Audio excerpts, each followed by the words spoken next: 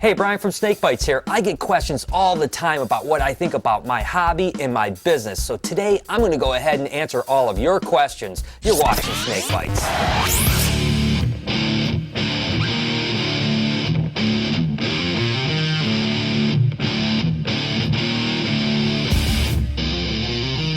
Okay, so we have a lot of questions to cover. The first question being, what's the best way to handle a big snake?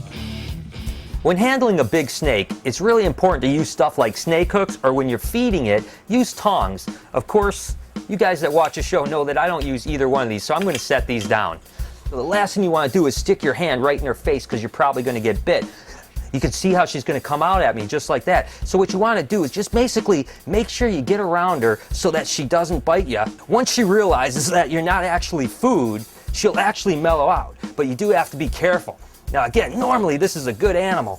Basically, once you get her going, you can see now she's not all fired up like that. But again, you want to be careful because a bite of an animal like this is going to hurt quite a bit. Now, she didn't eat yesterday, so she doesn't seem nearly as fired up. Again, I always talk about reading big snakes. That's the biggest thing about handling them. That's how you're not going to get bit. So if I go in here and she doesn't seem to be acting like she's upset at all, I can just pick her right up, and you can tell she's not showing any aggression whatsoever. I always say when you're dealing with big snakes, you want to make sure that there's someone else in the same room so that if something does happen, like an animal does bite you or grab you or something like that, it can inflict some pretty good pain. Probably not something that's too dangerous, but you definitely want someone within earshot. The thing that I always say is respect your animal and you won't have a problem. Does buying snakes from a pet shop or someone that resells snakes hurt breeders like me? As far as buying from a retail pet shop or even someone that buys and sells animals as opposed to a breeder, I'm a guy that doesn't think it's really a big deal. I just want to see the community grow. The more people that get into reptiles, the better it is for everyone, including the breeder. What's the best way to tame an aggressive snake? When taming a mean snake, there's really no shortcuts. You gotta just kind of bite the bullet. You guys know these granite berms from past episodes are pretty nasty. And you basically just gotta get in there and start handling them. Even if they're gonna bite you, you gotta get in there and just see what you can do. You can see this guy's pretty fired up. But if you just get him out and start handling them, they actually will mellow out over time. And even if you take a bite here or there, it's just kind of part of it. And if you're really worried about getting bit, you can actually wear gloves. And these guys will actually be a lot easier to handle. But even something like this that you can see is just really fired up and wants to bite me a lot, it's not that big of a deal. Actually, I don't really care that much about getting bit, but you guys might have a problem with it. The truth is that the bites don't hurt nearly as much as you think they do. This one hurts pretty good, to be totally honest with you. But the truth is that even if it bites you a few times, it's not going to be a big deal. I tell you what, I'm going to show you a couple snakes that are bigger that are actually not that bad, that were just as mean as this animal. Just like that little granite Burmese, this animal was just as fired up as a baby, but we handled it a whole lot. And now that she's about 10 foot, she's just a puppy dog. As you can see, I'll pick her up and I don't even worry at all about her biting. So again, just with handling and even maturity, these big snakes actually do tame out. Alright, so it's finally here, the Member of the Month contest. Every single month we're going to pick the coolest member on our community site, and you're going to get cool prizes. For the month of June, Reptology is going to be donating all kinds of cool stuff, and every month you're going to get a subscription to Reptiles Magazine. You can't win unless you join. Go to snakebytes.name.com. What's a goal species for BHB to work with in the future?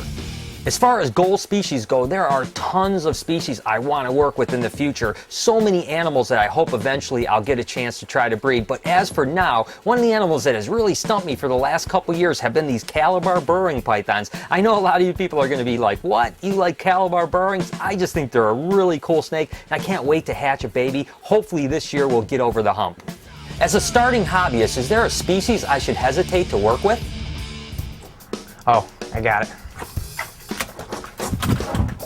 Allie. Need I say more? I don't think that there's anything that anyone can't work with as long as you have the education and the knowledge to take care of it. Take, for instance, these gray-banded kings. The only thing that's tough about these guys is as babies they like to eat lizards a lot of times. As long as you know that and you have a source of food and can actually take care of them, I don't think there's any reason you shouldn't be able to take care of this animal or any species for that matter. Are there any snakes that their natural color phase is more attractive than their mutation? When it comes to natural color compared to mutations, there's actually a lot of snakes I think that really fit that mold. But one of the animals I probably get told more than any are these king rat snakes. The albinos are super cool, but most people actually like the naturally occurring phase better. You know, I'm really more of a mutation guy. You guys can't even tell me that any normal looking snake can be any cooler than this NG Lesser, dude. Look at the paint job on this sucker. I think green tree pythons are awesome looking. They're beautiful in their own right without the need for a color mutation. And even, I love them so much, I'm going to give them a kiss on the cheek.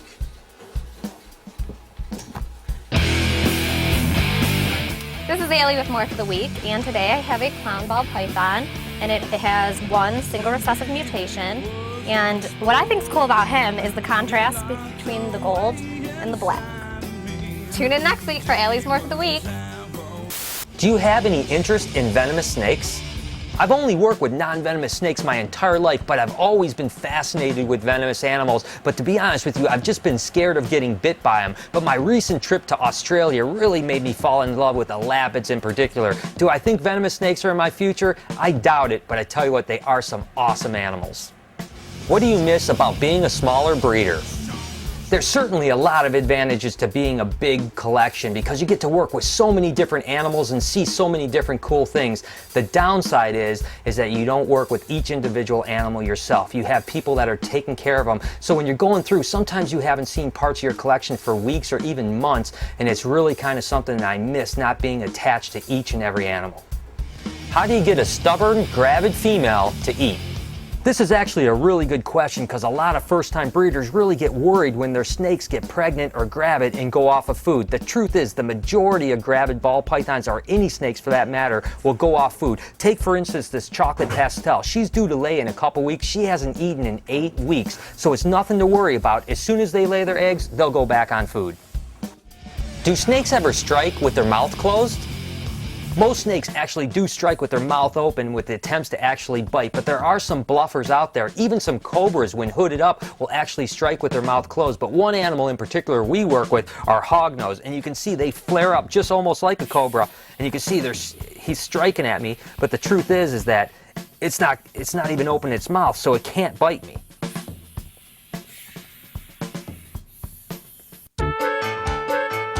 Hey guys, we're gonna play a little truth or dare. Everybody knows the truths are for wimps, so we're gonna skip that and go straight to the dares. Now our boss Brian is such a dork that he's got an application on his phone for truth or dare questions. That's where they're gonna be generated from. So, you guys ready for this? I hope I don't have to kiss anybody. George, you need to tell yo mama joke. Your mama is so fat that her blood type is ragu. Okay, Kel, your dare is to do a cartwheel. What's that?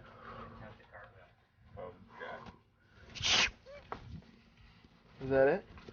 Kearney, your dare is to do a headstand. Just your head though, no hands. Get up. Legs up. Okay, let go. You're up again, George. You have to do an impersonation of the other players and let them guess who it is. Ay, I'm so tired. Kearney!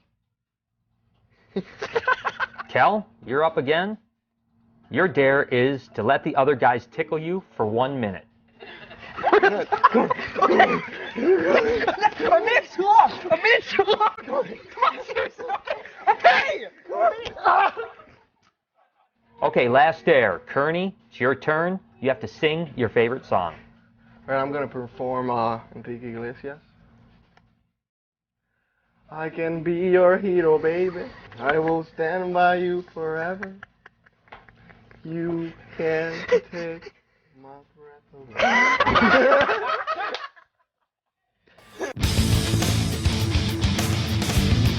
For this week's Comment of the Week on Is My Snake a Rat episode, the question was, what sucks about your job? An ex-cons girl said, something at my work that's become routine, unfortunately, is dealing with crackheads every day. I work at a corner store and it just happens to be in the part of town we all refer to as Crackhead Central. It bothered me at first, but after a year and a half I've gotten used to them, and they make a daily appearance at my work. At least they are loyal. well, you know what they say about crackheads. They are definitely loyal customers. Until next time, you guys keep sending me creative comments. I'm going to feature you on a future episode. Alright guys, it's Cal's question of the week. Now speaking of truth or dare, it's just such an overall great game, you know? how I met my first girlfriend. It's how I had my first hangover, how I first got arrested, and how I first learned that enough is enough. I want to hear from you guys. What's your crazy or most interesting truth or dare story? Text or better comment below. Let me know. So there it is. I always enjoy reading all your questions and try to answer them to the best of my ability. As a matter of fact, we're going to set up a voicemail so you guys have another way to get in touch with us. Tell us what you think about the show and ask your questions. Until then, make sure you tweet us, Facebook us, and even comment down below. Until next time, this has been Snake Bites.